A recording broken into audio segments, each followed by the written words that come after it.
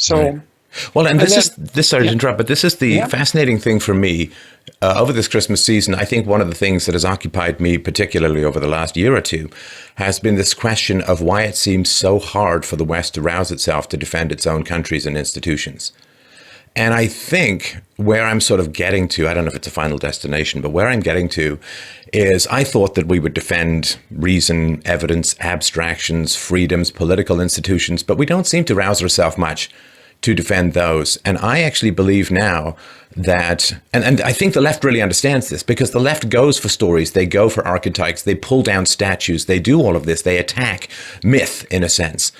And I really Yeah, well, think the that fundamentally postmodernists do so that. fundamentally we only really defend stories. We only really defend Yeah. archetypes. We only really defend myth. That's what we can rouse ourselves to do. And that's why it gets stripped from us. So we're defenseless. Well, that's actually the definition of archetypal. Archetypal is precisely what would rouse you to its defense. And I mean, I've been trying to understand to some degree what the proper level of analysis is with regard to the ongoing culture wars. And as far as I can tell, this is why I did, you may know that I did a series of 15 biblical lectures this year. I only got through Genesis. I'm going to start on Exodus next year. But as far as I can tell, and this is sort of in keeping with the idea of a descent into the underworld to rescue the dying father, let's say, which is also part of the Christmas story, because that's the death of the sun, the solar orb, and then its rebirth, is that we won't rouse ourselves to defend anything that we have unless we go back to the source of those things and understand what it is that we actually possess.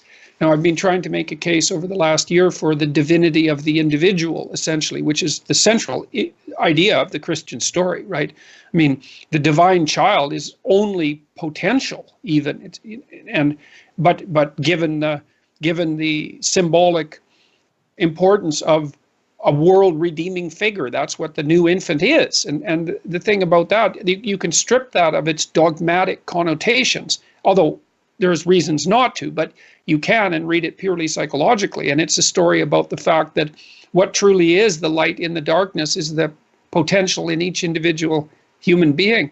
And that's the story of the West. And the thing about that story is that it's right. It's correct. We got it right. Because otherwise it's chaos or the group. It's like, well, you don't want chaos unless you want chaos. And believe me, man, if you want chaos, you better bloody well get prepared for it. Because maybe you're not the kind of bloodthirsty monster that could really revel in it. And maybe you are too. And then if all you want is the group, well, you better bloody well be prepared for that too, because the group is not you. And if push comes to shove, the group will sacrifice you for its own interests in no time flat. And so if you think that salvation lies on those two ends of the distribution, you've got another think coming.